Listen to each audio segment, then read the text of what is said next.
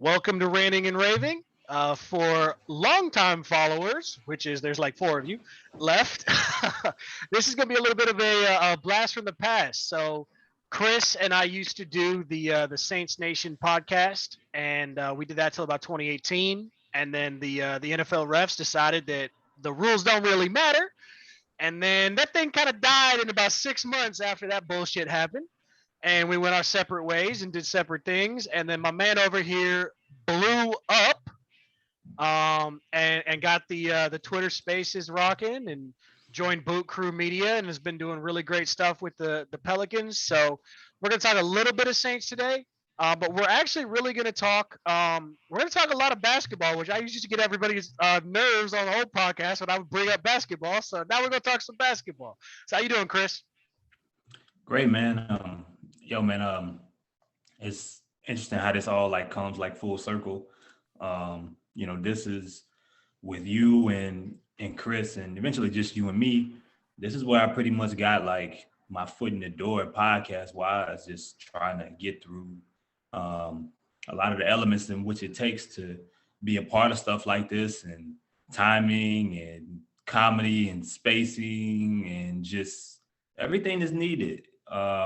So it's just funny how this all has kind of worked, how this season has been, or this year has been for me, and to be back here with you creating content again, which I did not know when would happen. Whenever I was able to make the time, I know I wanted to make it happen last week, but I wasn't going to miss this, man. Like, no matter what, whenever you need me, I'm gonna always, try to show up and support whatever you're doing. So happy to be here, bro. Hey man, it's always appreciated. You know, you kind of you went through a little bit of a Dell Demps era with me running things, and now you're in the new era. You know, Get out of here. killing it. Jokes aside, though, so we talked about a few different topics we want to go over, and we will talk a little bit about the Saints draft and stuff at the end. But I think what I'd really like to talk about first here is, there was obviously a big media narrative about not necessarily New Orleans as a sports city, but underestimating New Orleans as a sports city, especially as a basketball town, and talking about move them to Seattle. But meanwhile, we don't relegate the damn Knicks to Seattle, and they've been terrible for decades. And New York loves basketball, and they've been terrible. So I Yeah. kind of want to just start with, talk me through how it's felt, because I'm the outsider. I'm not a Pelicans fan. I'm a New Orleans Yeah. sports fan in general, but I'm much more of a casual Pelicans fan than I am hardcore. We're not gonna, we're not gonna pretend I'm anything Yeah. otherwise. But I am a Yeah. basketball nut, Right. and I really just want to start. Give me what it's been like seeing, the irritating content that you had to put up with from the media, and then doing these spaces and seeing everything that's happened this season and seeing these young guys blossom. And then I gotta get the story on how you got Perk's fat ass to hop up into spaces, and y'all gave him a flat out roasting and blew this whole thing up. Like, just give me the story, man. So, I, to be honest, I mean, both of what you asked me, they go hand in hand. The national media side of, or the national media's perception of the Pelicans and New Orleans as a basketball market, that hasn't been all that different. Like, that has always kind of been in the air, but you've had somewhat of like distractions, if you would say. And those distractions happen to be superstar talents, right? Some of the best, whether in one case, one of the, the greatest point guards to ever play a game on one side, and then one of the more unique superstar talents, no matter how the city feels about him, in Anthony Davis, right? So, you get those two sandwiched in between, was Baron Davis. And if people don't remember how nice, Baron was at one point, like, he was He one of was them. filthy. Yeah. He was one of them. Him leaving, not having the nicest things to say. Even if Chris Paul didn't leave on sour terms, there were people in the city that weren't happy with the fact that he left. But if you knew what was happening and you knew why, it made sense, right? and then you get the Anthony Davis saga, and it just continues on top of the fact that, I guess that the issue always had been is that the context of it, right? You can't compare it. You can't compare the Pelicans to the Saints, right? Without remembering where the Saints were at one time, and then without remembering, hey, Pelicans have only been to New Orleans since 2002. Saints have been in New Orleans since what, the late 60s. It's completely different to compare, and then remembering when things completely turn when we talk in attendance, and then you go into local markets, and you go into it being the smallest market.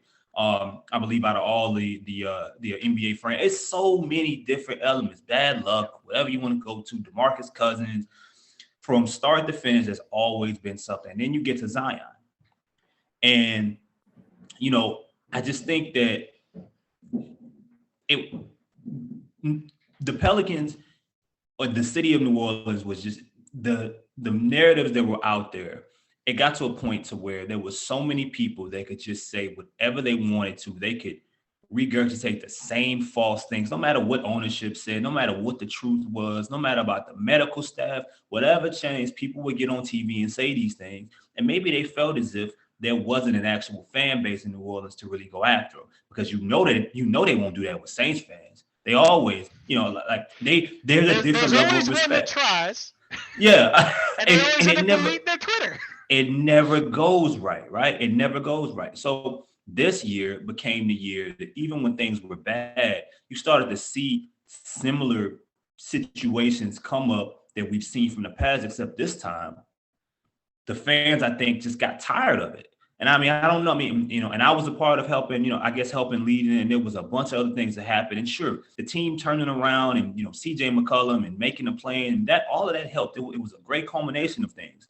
But even before that, I think people in New Orleans, people that followed the team, just got tired of the same lazy, bad, and it just took, it's like it was a domino effect. One person says that's wrong, another person says it takes enough people to stand up and use their voice to say, yo, that's not it. When people start saying, oh wait, maybe this team does have a fan base, and that's how you get to Kendrick Perkins, right? Perk was doing the same thing on TV, talking about the Pelicans need to be, maybe they need to be relocated to Vegas or Seattle or wherever he wanted it to go, without caring about the facts of the situation. So as we have been doing even before, and I think this was right around the time CJ McCollum had the trade had ended up happening. It couldn't have been it was a few days like after. 2-3 weeks after, if I remember right. Something like that. So what happens is that and it wasn't just it was a bunch of fans like correcting Perk. Like, Perk, Gail came out and said that's her baby. She's not moving this team. We're talking about attendance. You comparing it to the Saints, bro. Even having the nerve to say football will always be bigger. Yeah, because basketball stadiums and football stadiums are the same size. I mean, to what we even have him on the show, like Perk, like, I know where you from, bro. Like, tell me if the Mavericks, no matter what they do, will ever be bigger than the Cowboys. Oh, well, that don't matter, bro. That's America's team. All right, bro. No matter what was thrown at him, he did not want to hear facts. He even said it. But that was just that's why he's on ESPN. because facts don't matter. All people care about is lazy narratives and things that they can talk about at work around other casual fans, in hopes that people won't catch it. I see it all the time. I have a group chat full of them. But that was just, I guess it's that situation with Perk is what had happened a bunch of times throughout this year, in which a bunch of us, whether it took myself or someone from the media, anybody with a follow and a voice to say, yo, that's wrong. It just so happened I had a platform to invite him. Enough people end up retweeting, enough people end up saying something. Someone who knows Perk emails me or messages me, is like, yo, I think we can get Perk on the show. Then the Pelicans account tweets it, and he says, all right, I'll be on there. And then from there, it's just like, okay, well, how do we not jump him? How do we keep him on just to see if he's going to, not only, first of all, is he going to show? And then once he shows, what kind of energy is he going to bring? Yeah, by himself. I give him credit, by himself. Wrong and all. He was by himself. He stood there, and everybody who came in there, he answered every question for about an hour and a half. And wrong, he was the same person. I give him credit. Same person he was on TV. The I same mean, wrong duty on TV Perk, is. Paul Pierce, right now. Yeah. So I mean, so I will give him credit and shout out to him for that. But at the end of the day, I think it was a turning point in a lot of different respects. And then just the team, the way that they turned around things slowly after that, this playoff run situation. Now you get people not just talking about the team, not talking about the superstar talents, not just talking about the coach or the front office. They're talking about the fan base, Yep. and that's the difference. I love it. So I love every bit of that. I love that it's organic. And let me just kind of real quick give the outsider perspective because for those who don't know, I'm a LeBron fan. Y'all can boo me now. It's okay. Um, I've been a basketball is my first love. I played in middle school. I played in high school. I'm 5'10" white guy. Didn't play in college, but I still play to this day. Um, and I've always been a fan of just I want to see basketball played right. And really, until last year, LeBron was the best place to go to see great basketball. So I'm gonna watch the guy to go see great basketball, and he was great. The team was trash. I've always watched multiple teams, and the Pelicans were never a team that I watched. Not because I didn't love the city and the fan. Like, I'm a Saints fan. I've been a Saints fan since I started watching football in '06. First football game I ever watched was when they reopened the dome, and I ain't missed a game since. But like, I know what the fan base is like, but I didn't like the team because they didn't play good basketball, and that it's so much bigger than they're like, oh, the fans don't care. No, the fans care. When you go look at those, so even though the Anthony Davis years, when they had a good team, that place was rocking. Go back and watch the playoff series against the Blazers when they swept Mhm. them. Go back and look at the way the fan base embraced Drew Holiday, who represented them. It's never in sports cities. There's sports cities, and then there's like LA, which it's a Lakers town. And other than that, it's not a sports city. It's an entertainment city. If you put on a good show, fans in LA will show up. They will show up for the Lakers because they're the Lakers and nobody else. Not really a sports city. New Orleans is a sports city. Yeah. They show out for LSU. They show out for LSU football, baseball, basketball. If a team is good, they're showing up. They show up for the Saints, hell or high water. And when the team is good, you're going to bust some eardrums. They've always done that for the Pelicans, too. When the team is good, fans show up. Here's the part of this narrative from the outsider perspective that has always annoyed the shit out of me. The Pacers fan base doesn't always show up. You go look at their attendance. The Supersonics, and Seattle is a good sports city. The Supersonics got moved to OKC because the fans didn't show up. Their attendance was shit. Kings fans, you want to talk about the most suffering fan base in pro sports? It might be the damn Kings.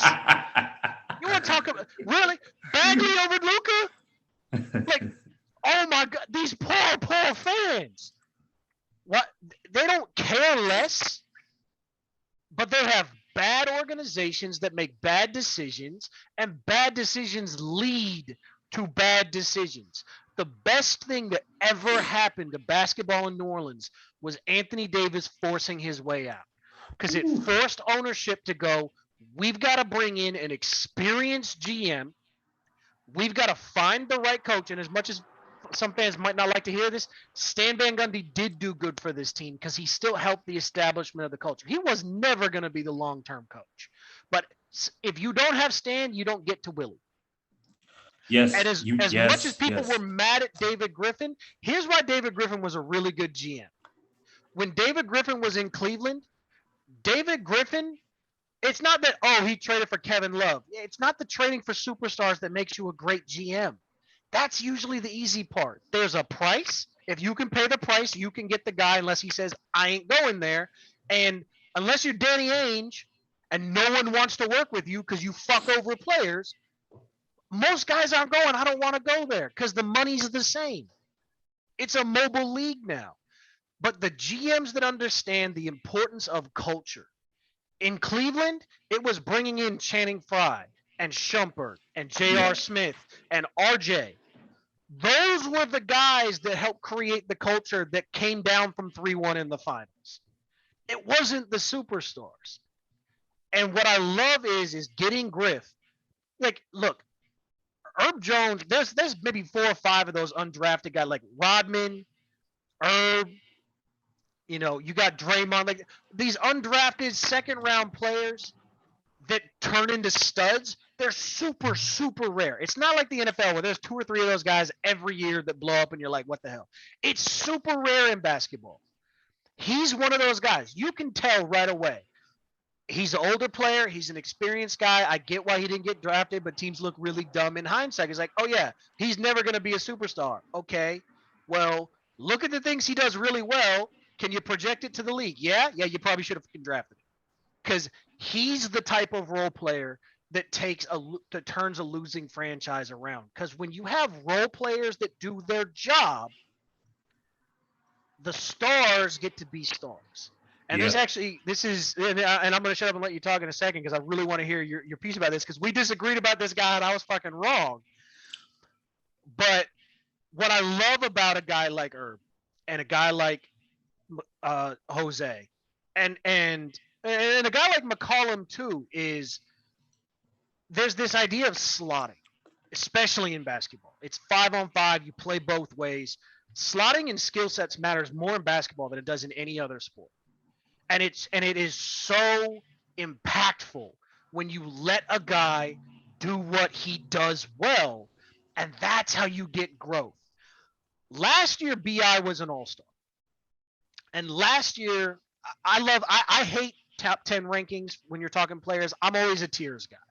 Like there's a one of what usually in the NBA there's never more than 1 or 2 guys at the top. Like in the 80s, it was the 80s really had the most guys in tier 1. You had Bird, you had Magic, you had Kareem, until the end of the 80s you had Isaiah and you could argue Moses. Like Mm-hmm. the 80s was loaded. In the 90s you had Hakeem and you had MJ and you had everybody else. In the 2000s, you had Kobe, especially in the later part. You had Shaq in the earlier part, and you had everybody else. In the 2010s, it's LeBron and everybody else. And now you have Giannis and everybody else. But as you work your way down, the guys in tier 2 are those next guys, the superstars. But the next, tier 3, tier 4. Look, Bi was a tier 4. I'm talking tiers of stars, not players. Yeah. He was a tier 4 guy last year. Those are the guys. They have a skill set. That's DeRozan has always been in that group.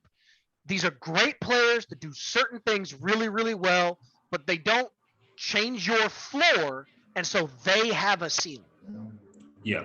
Here's the misconception. You can build around those players. Look at the Warriors. Draymond Green's one of those guys. Klay Thompson's one of the only transcendent player in that core is Steph. The rest of those guys are tier 4 guys. Draymond's a great defender. Yeah, he also averages 6 points a game. You drop him in on the Magic and he's out of the league in 2 years. And it's not because he can't play, it's because no one else can pick up the slack.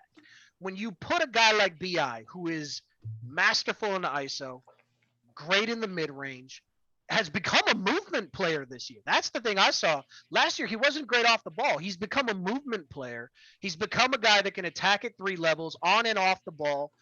He's still shaky on defense, but that's okay. You put role players around him who can defend. Now he just has to be average. Yeah. Now, him as an ISO guy, CJ is an ISO guy, who can both move off the ball. Now you put defenses in a compromised position. Now he can flourish. He can all of a sudden, oh, wow, look at Bi as a playmaker. Well, yeah, because he gets to make simple reads. He doesn't have to try to be LeBron as a playmaker. He has to be like, well, y'all doubled me and CJ's open, so let me just 3. Yeah. And, like, again, this is the outsider looking in. It's so cool to see all these things happen in 2 years. It's just 2 years. And they've gone from a bottom feeder franchise that is circling the toilet bowl, not Kings level because they're in a whole different category, but like you're looking like you're going to be the Orlando Magic. And in 2 years, you change the culture, you elevate a star, and you build a roster full of players that fit. And then magically, you play beautiful basketball, and nobody wants to come to the Smoothie King Center anymore. So that's typical Brian long-winded, but that's my perspective as the outsider looking in. Yeah. What's kind of what's your feeling on what I had to say? What do you want to add to it? What do you need to correct? How we feel about that? I mean, but look, man. Now, I mean, you and I can talk. We can talk basketball and to go and go through that era's conversation. And I could. I was gonna jump in a few times, just because I like the conversation. I mean, you and I, I mean, we can go back and forth on things, and it's all love. So but that's for another. Oh yeah. That's on the docket. We'll set something up. We'll just talk eras in the NBA. Yeah. But yeah, man. And when you put it like that, man, just in 2 years, in this season has felt so long. I mean, so long. This season has felt like 3 seasons because, in a sense, it has been. Yeah. The start, the injuries again for the Pelicans. Then, and that's not even talking about the offseason, right? You get hell for moving on. The Lonzo Ball return, which is still in hindsight. Yeah. Don't give me. I have no personal issues with Lonzo, but Lonzo fans are some of the dumbest, most obnoxious sports fans on earth. Y'all are the Knicks fans for an individual player. Just because his daddy came out on TV and talked about like he was the second coming of Magic, y'all ain't watched a damn minute about. He can't dribble, can't finish, isn't a primary creator. He's an upper tier role player, and they were acting like, oh, but he throws lobs to Zion. I can throw lobs to Zion. Zion is a 98-foot fucking vertical.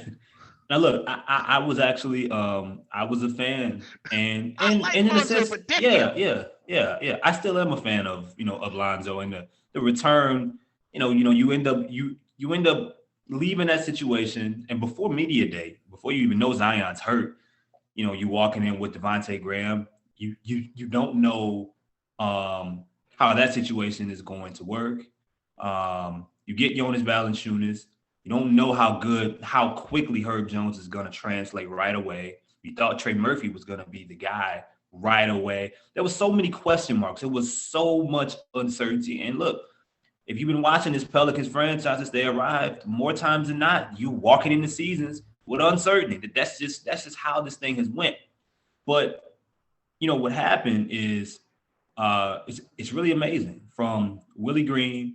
I mean, and I tell people all the time, when you're 1-12, 3-16, and your coach, your leader, gets on national TV, or he does a post-game press conference and says, "Yeah, man, I told these guys, you're losing these games now, but in December and in January, you're going to be winning them." Yep.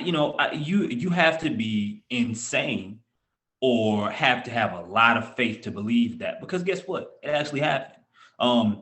You go through that process. And what you said about February BI and March, they're winning all these games, right?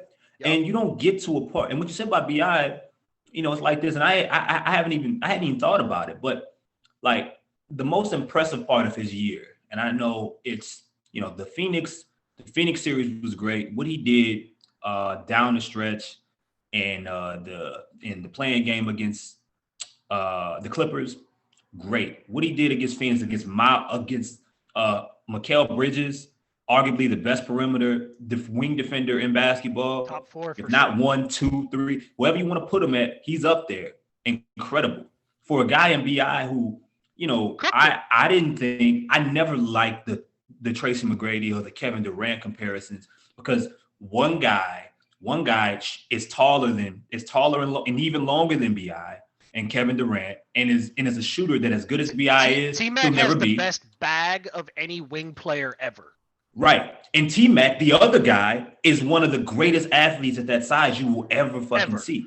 ever. So it's unfair. It's unfair to compare Bi to either one of those because he's not the athlete that T Mac is, and he's not the shooter, and he's not 6'11" Like like they called KD. him KD because they're both skinny as hell.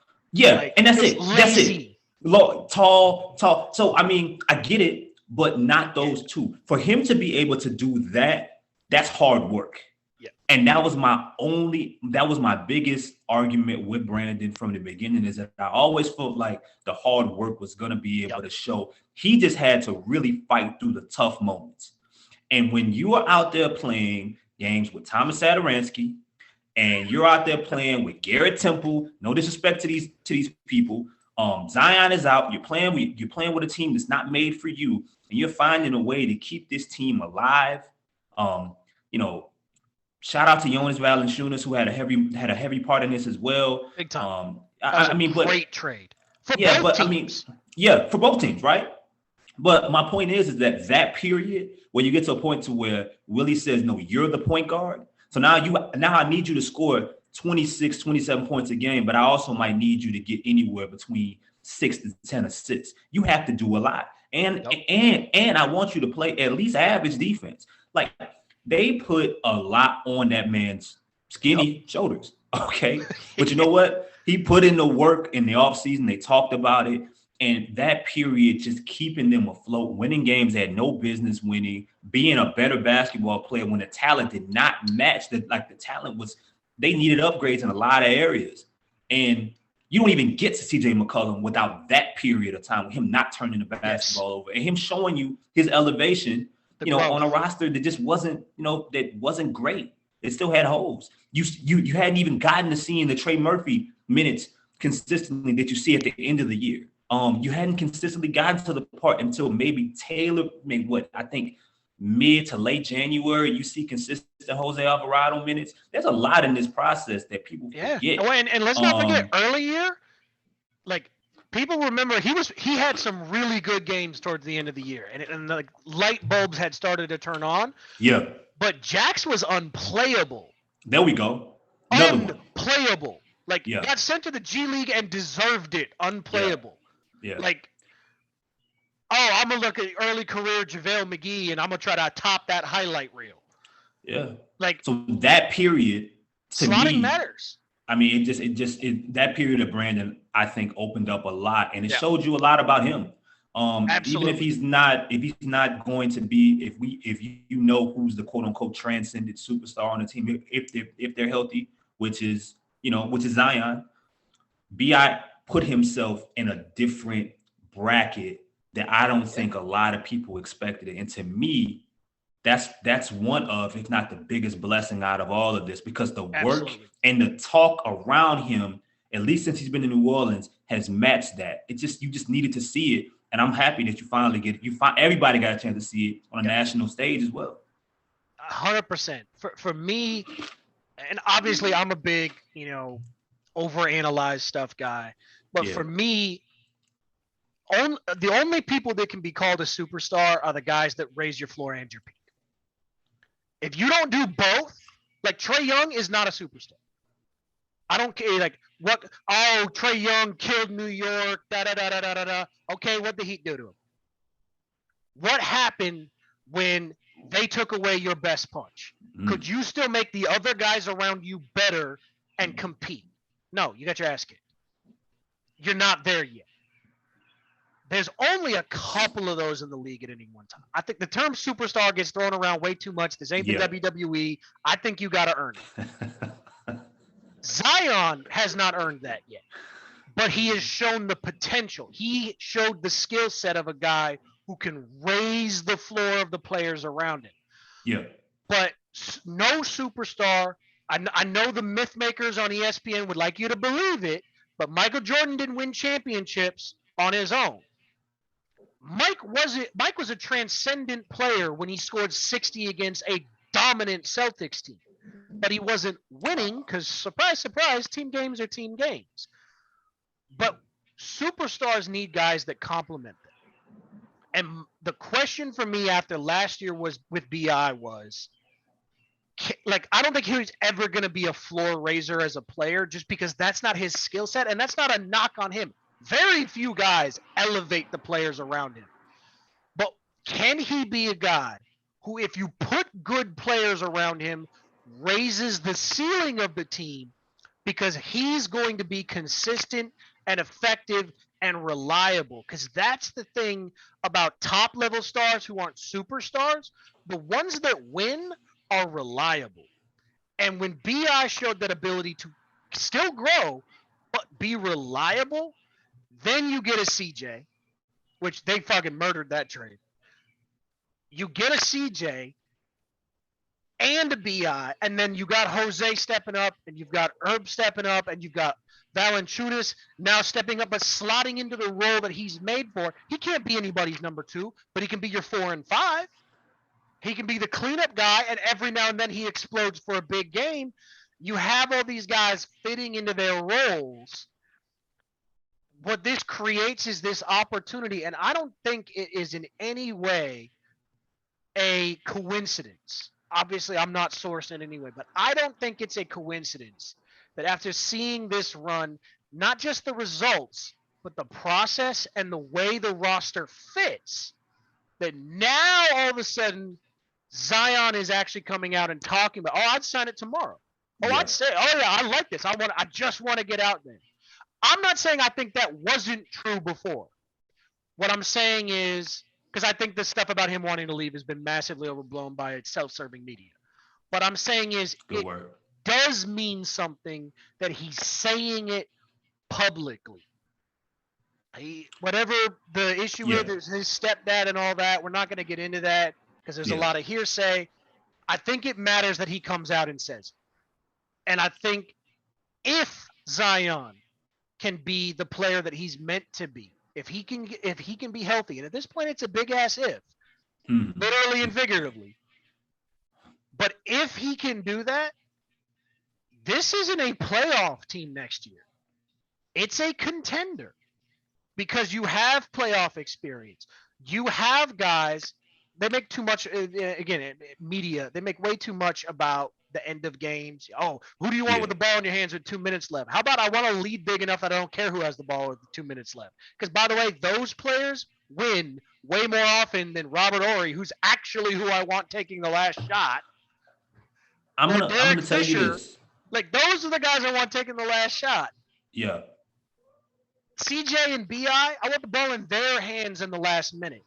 But Mhm. Zion's going to make sure that it doesn't matter in the last minute because you're up 15. And I'm Overwhelming. really excited to see what they're going to do next year.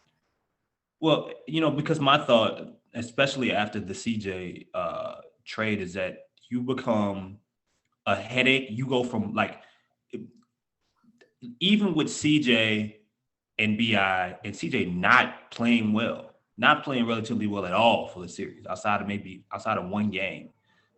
They gave him And some of the rookies that we're talking about, and Herb and Trey and Jose and Yon. I mean, even being in that situation and even being your first, again, with the rookie head coach, Phoenix had some headaches. There were moments where they were frustrated, right? But you add a healthy and a committed Zion to that equation, and now you become overwhelming because offensively, like you have a guy that with the next to Steven Adams, no disrespect, but he's not playing right now in playoff basketball. In meaningful playoff minutes, Steven Adams is not playing a minute, right? Nope. So you have a guy who next to Steven Adams scored 27 points per game on 60% shooting. Like he sleeps, he eats, sleeps, and like takes the paint. That's what he does. He's I'm trying one to of the think of the best. guys in the league that can legitimately guard him. And there's like 3? Like just one-on-one can guard him. Giannis can do it.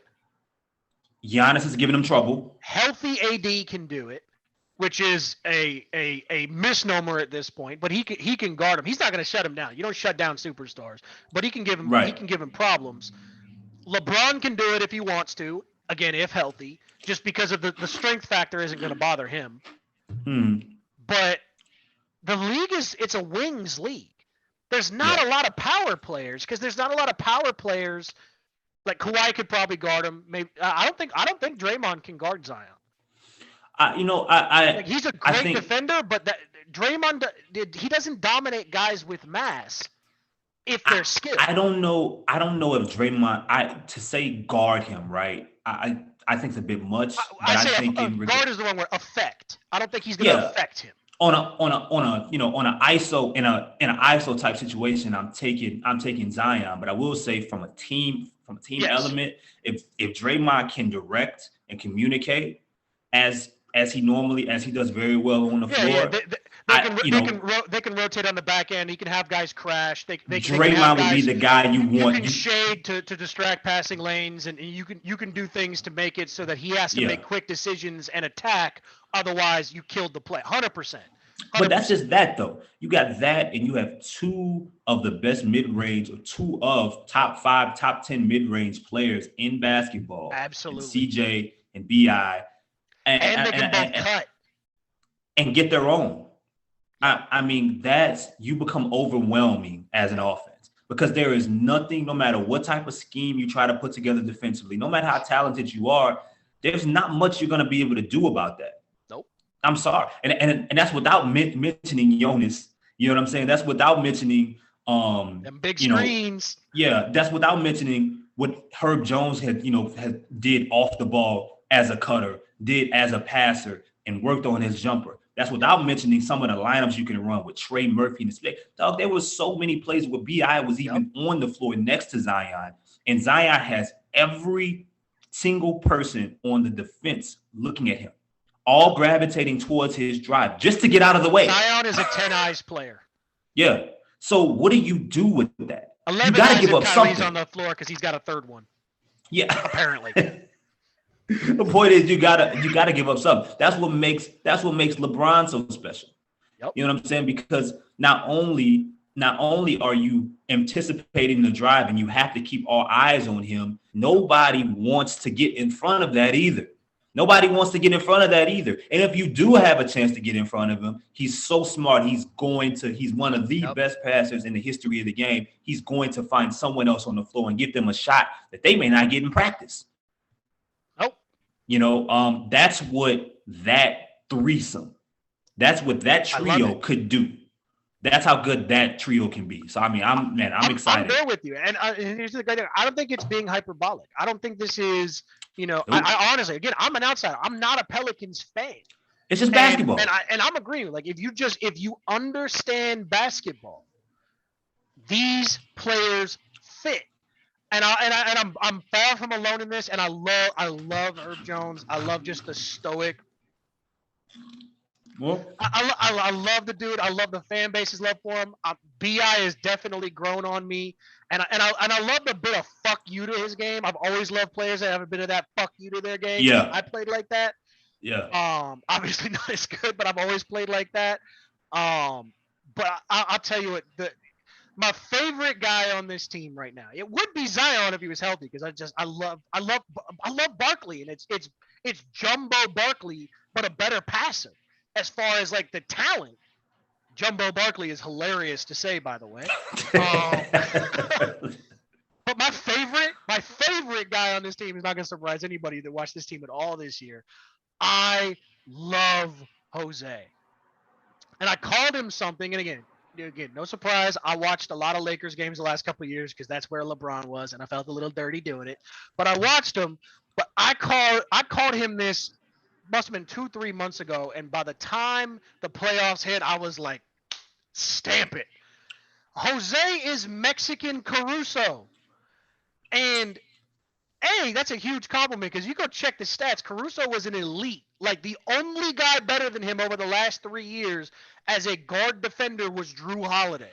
If he doesn't get hurt, it's without a doubt he's making a defensive team. If not first team. He was that good. Absolutely. That great. He is the quintessential guy that if you play a guy like that in a pickup game, you want to knock his fucking teeth out. I'm going to make a comparison here. Like the Mexican Caruso thing, and I do stand by that, and I think it's funny, but honest to God, Alvarado can and should be the guy that media coverage will tell you Patrick Beverley is without all the bitch shit. I don't think he's going to turn into a flopping, flailing, doing the too small shit. When you're shooting a floater, it's literally called the giant killer. You're a clown. I don't see him doing all that crap, but I see him like he's an irritant. He's a really high level defender. He's a super high energy guy. Yes, he can shoot.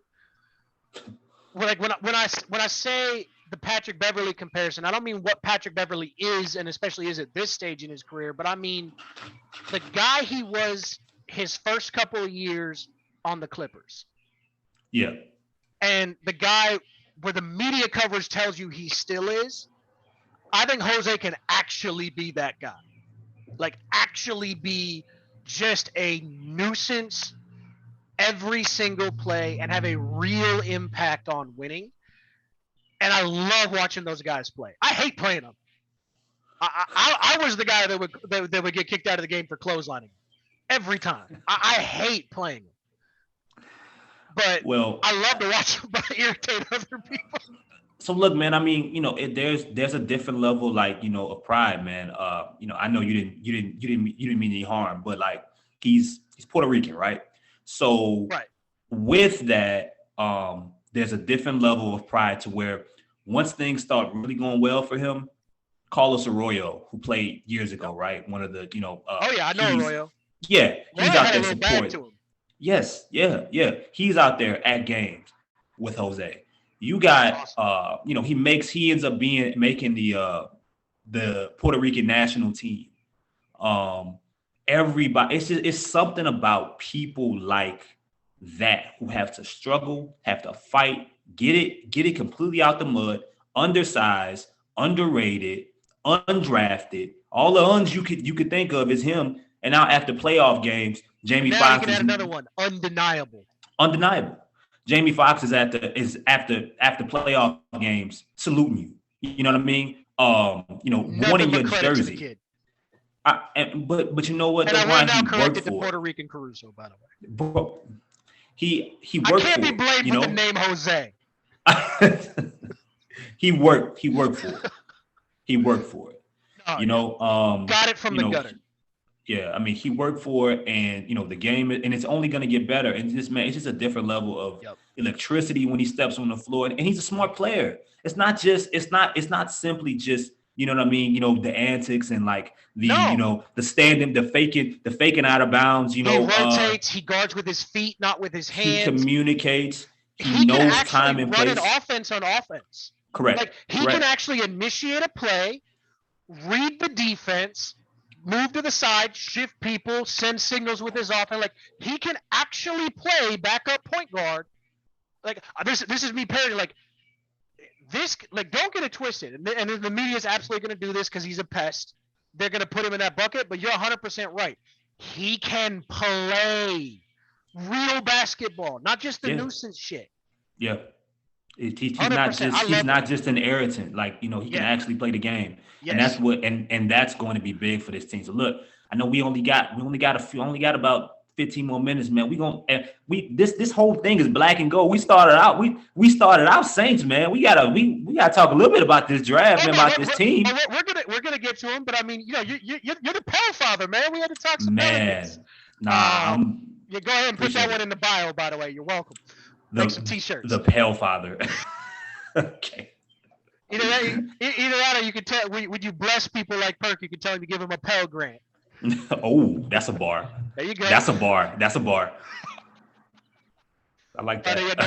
We'll definitely talk some Saints in a second. So here's the last thing I want to say about the Pels, and we'll talk more basketball over the offseason for sure. Here again, this is my outsider perspective, but I've been a fan of New Orleans sports and have been highly exposed to it for a lot of years now. And I've said many times on multiple platforms, I fell in love with the city and the fans way before I fell in love with the Saints.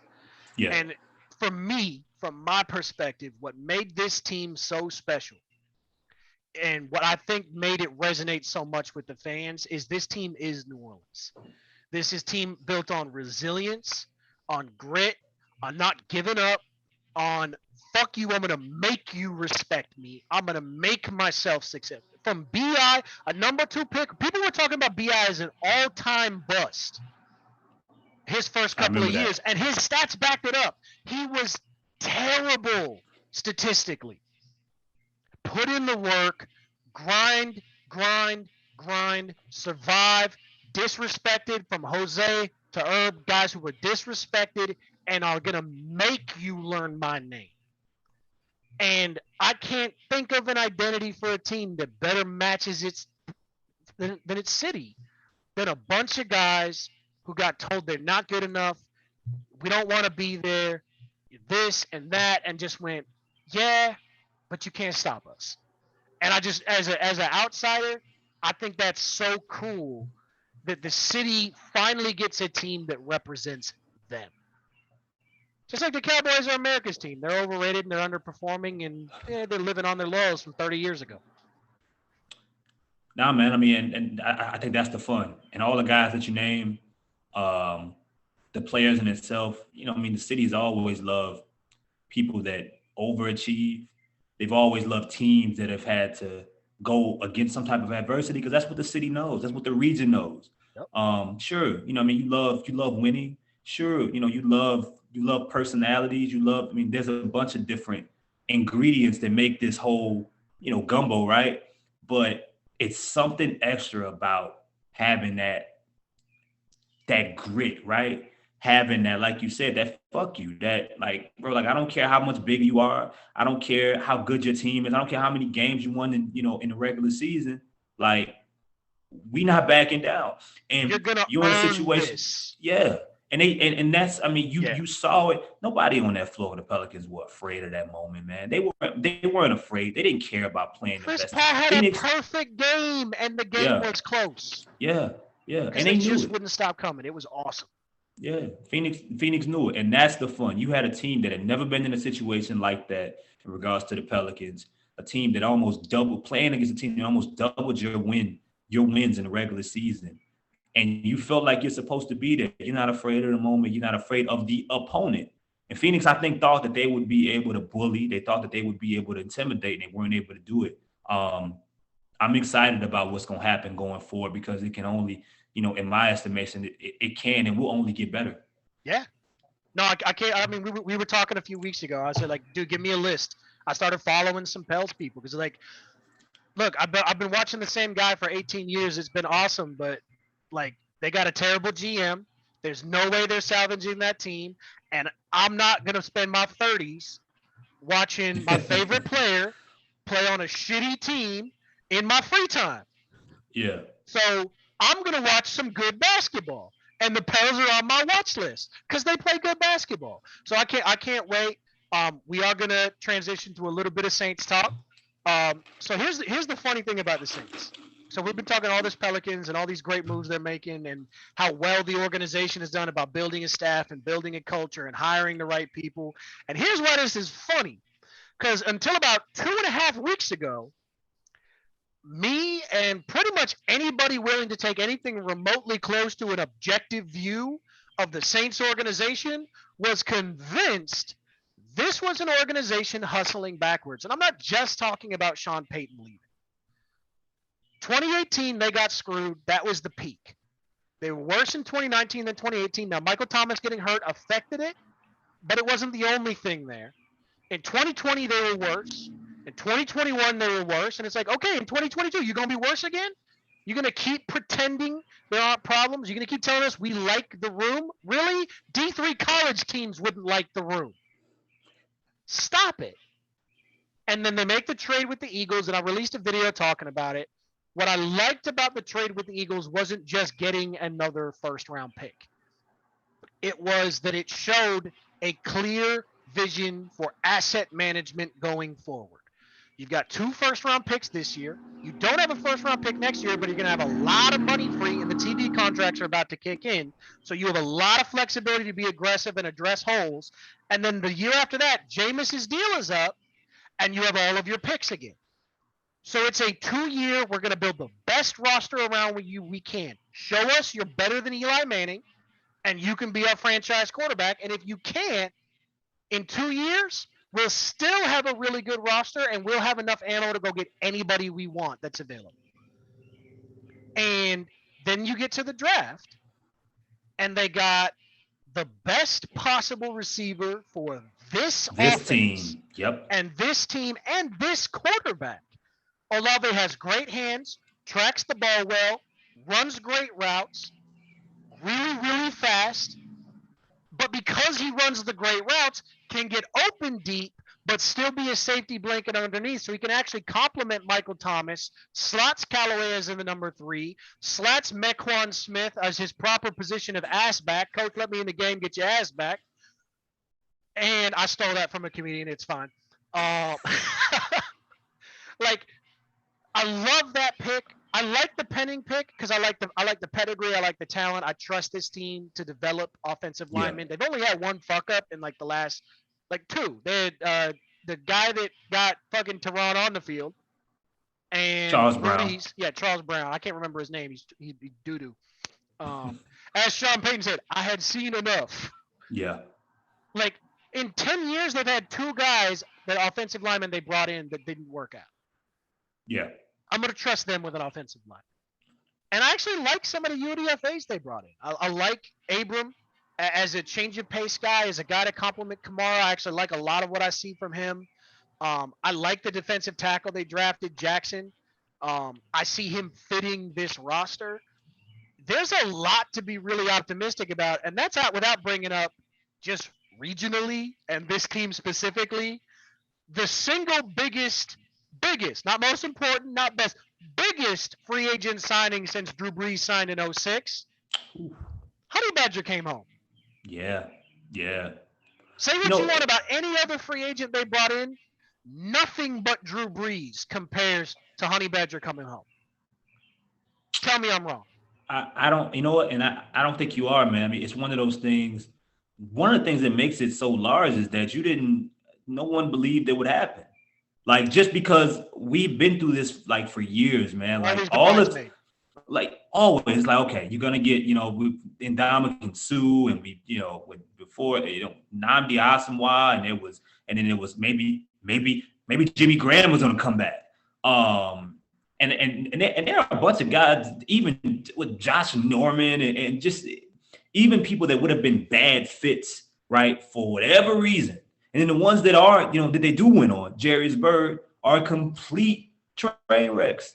So to make this happen on this team where they're at right now from a talent perspective, it's just great. And then you look at, like you mentioned, drafting Olave. It just felt like this offseason was one of the first times in recent memory where I can feel like, okay, all the things that we talk about on Twitter and all the pieces and players and situations that we think make sense, they actually happen.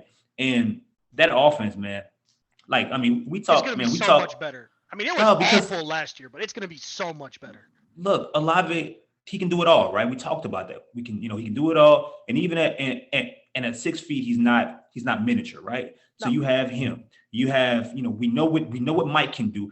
And Mike doesn't. You got a guy like Olave over there. You don't need him to be can't guard Mike. You don't need him to be NFC offensive player, or offensive player of the year. You don't even need that guy. He's 2016 Mike. Forget 2019 Mike. If he's 2016 Mike. Yes, you're fine. Y'all got Callaway he'll be much better in this particular, not having to go against number 1 or number 2 caliber cornerback. With the safety shaded, because he's the only guy who can actually kind of get open on the roster. And then there's Deontay Hardy. Like, a guy who 5'6" and all made a lot of plays for this team last year. He was Jameis's deep threat weapon all through the year. You're gonna have a lot to deal with this offense. And this is before even talking about whatever the hell happens with Alvin Kamara. We talk about them just throwing the football, because defensively they're going to be an asshole. And one of the things I want to say about this draft, and we can talk about what's the corner safety, Alonzo Taylor. Alontae Taylor. Alontae Taylor. A lot of people may not, some people may have thought they should have went this, they should have went here. There are still, that pick just reminded me. I was chatting with Maggie about it. By the way, if y'all don't follow Maggie, fucking follow Maggie. Like, she's the best.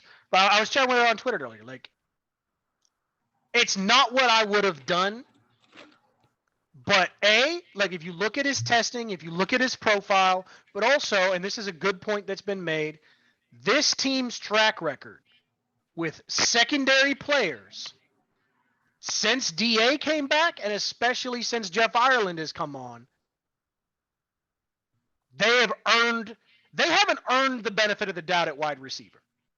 They have not earned Yeah, the benefit of doubt at tight end, which they've been yeah, terrible with. yeah, They have earned the benefit of the doubt in the yes, secondary because they've done nothing but fuck singles. They're hitting triples and home yeah, runs. Von Bell is the worst guy they brought in here and was a captain on the team that made the Super Bowl last year. yeah, yeah. Like of the recent guys they've brought in. They've been so well. They've done so many positive things on, especially on that side of the football. Yep. They've had to let go guys that they did not want to go. They did not want to let go. Like, Well, they didn't Trey have to let Hendrickson. Marcus Williams go, but No, did not. But you know what I think? But the thing is that you have built this thing up so well, right? To where now you got guys that look at you as a you have free agents. They look at New Orleans like, okay, I can go and rebuild my career, or this team, this staff can help take me to a different level. And look, they are still this is what a draft class like 2017 does for you. When you have a legendary one, you can still reap the benefits of stuff like this to where you can even if people say Alante was a reach, you're that kind of athlete, and you already have Paulson. You already have Paulson on one side. You have another guy from you got Marshawn Lattimore, who was a guy from that 17 draft class. Like when you and then you got hit Roby, that, yeah, when you who's hit still in a that, quality starter in the league if he has to be. it's allowed them to have so much flexibility to where they have talented guys in so many different areas. Like people like Bradley Roby, like he's being forgotten in all of this, right? But then you have Chauncey, another guy who you hit on later on. And no matter how you feel about him, Marcus May is a talented dude. He's he's a ball hawk. He is can stay on coming the off floor. the Achilles. That's my only question. Definitely. And that injury isn't what it once was, but it's still one of those injuries that really, really messes with guys. Surely. But I said this about a week ago, but even before the draft. I feel way more comfortable with this team if you give me two things. Just defense-wise. One, even though I wasn't like, oh, he's gonna fix the defense, because like he's on the down slope, but I looked into him a lot more after I made those comments. I was like, okay, Honey Badger's actually still really damn good. If you sign Honey Badger, you get a guy who at least sets a baseline of performance for the safety position.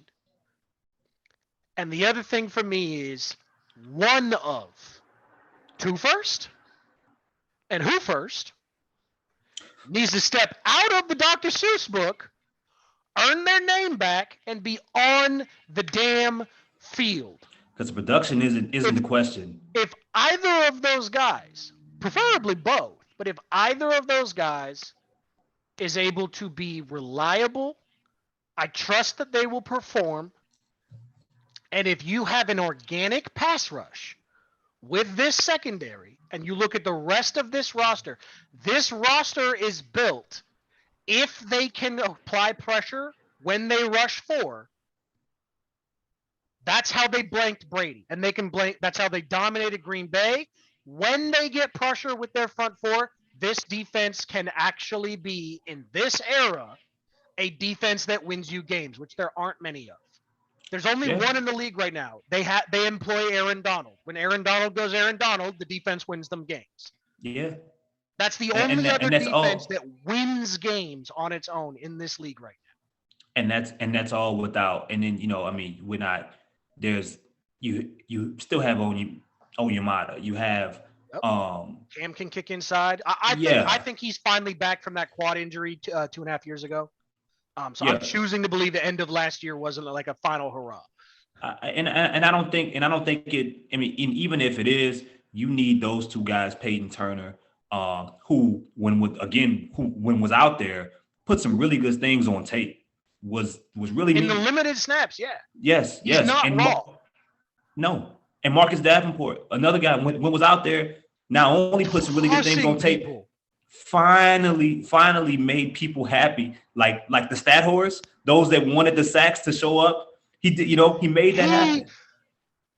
that dude, he's the hardest hitting dude on the defensive line I've seen while I've been watching the Saints. I didn't get to see the Dome Patrol, Yeah. but I'm not saying he's the best pass rusher, but when he hits people, they get Infinity War dusted. Like I haven't. People are breaking his tackles. I really want a healthy year for him. And he seems like such a good kid. It makes me Yeah. fucking feel old calling a 25-year-old man a kid, but I mean, Demario, Pete Werner's second year. I mean, stud. Yeah, there's a lot. There's a lot lot to to like. love about the youth and the experience. What you're gonna do with PJ Williams, who had a very, very underrated year last year, flip flopping from whether it was playing in the slot or playing back at free Yep. safety a lot. I mean, man, there's a lot to love about Which, this by the way, is what was defense. projected as his best role coming out of college. Yes. This is the guy who won MVP of the national championship game that Jameis won. Yeah. PJ Williams won the MVP. Yes. Yes. Yes. That was the role that it was like, hey, he could be really good at this. You're talking about a defense that can win. I think when we're talking yardage, and a defense that will be able to take the football away. Yep.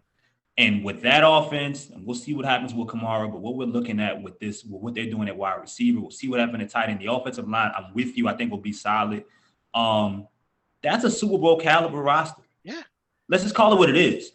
If everything, so we'll do a little bit of a foreshadowing here. So I'm working on getting Ryan and Adam on for a show here in the next week or so. We're just trying to align schedules.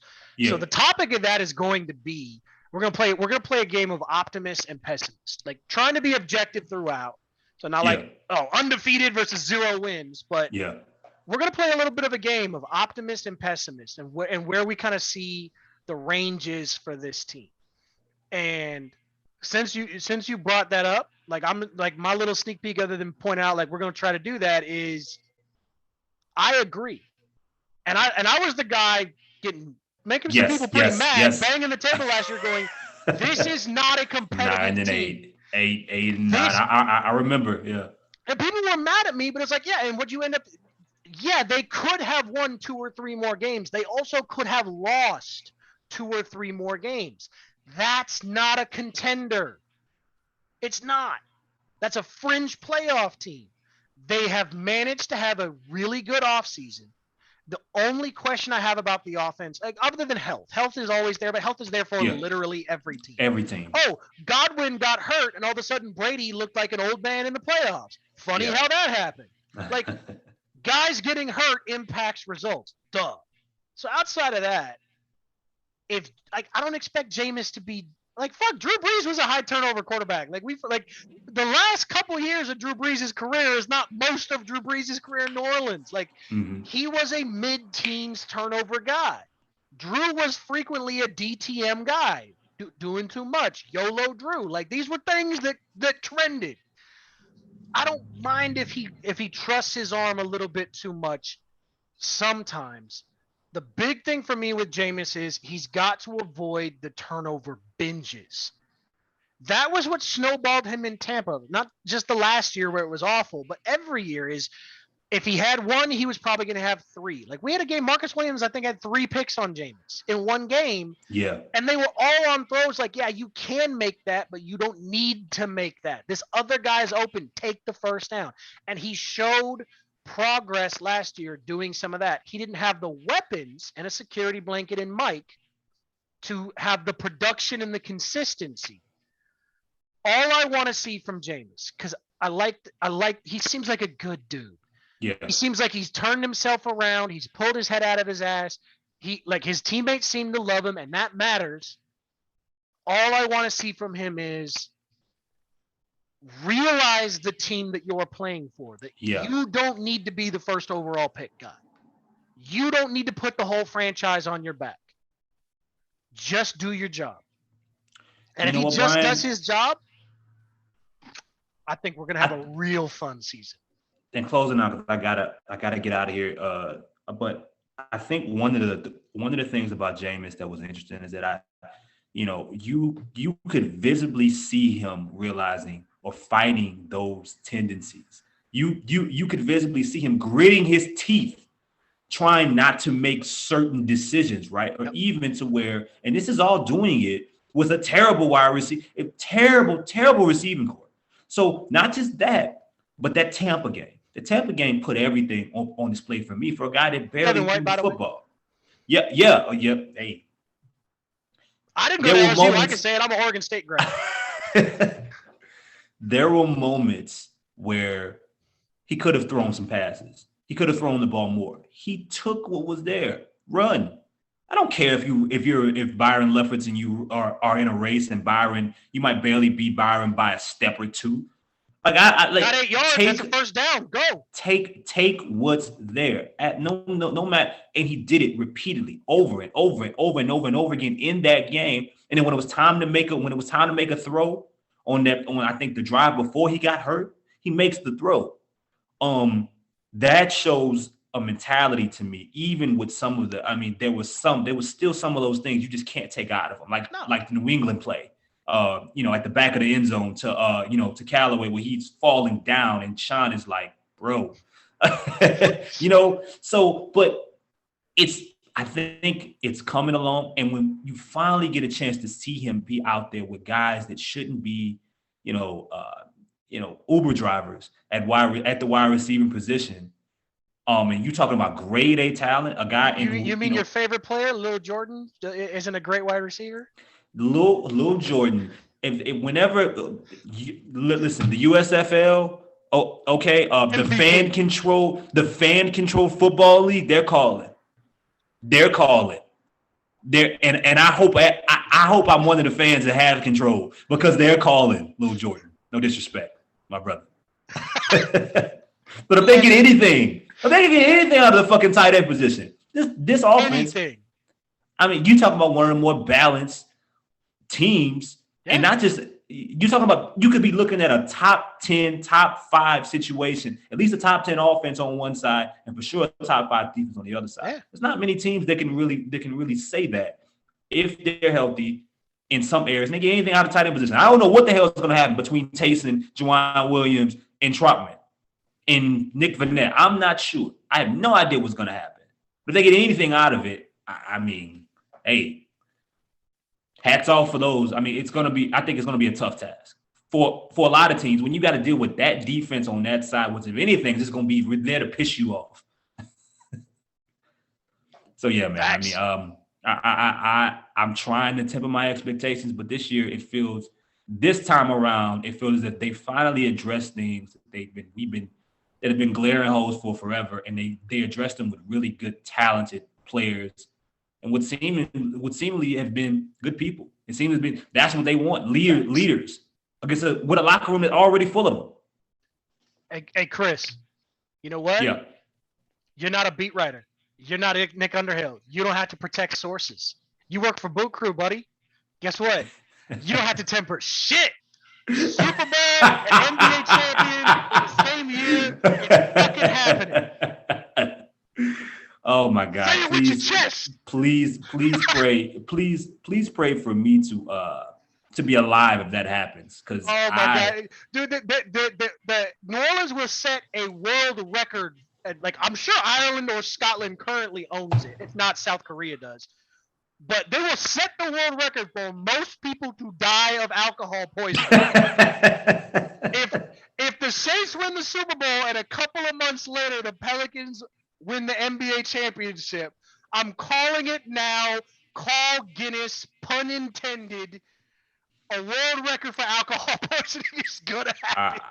I mean, but that's just it's it'll even beautiful to even feel that way about both teams. It's crazy to actually think it's a possibility.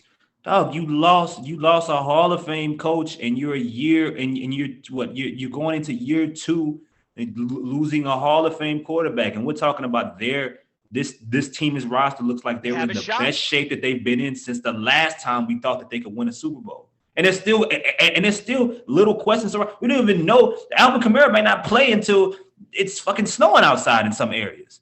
But I mean, Yeah. who knows? I just they addressed needs. They did it the right way. They stuck to their word.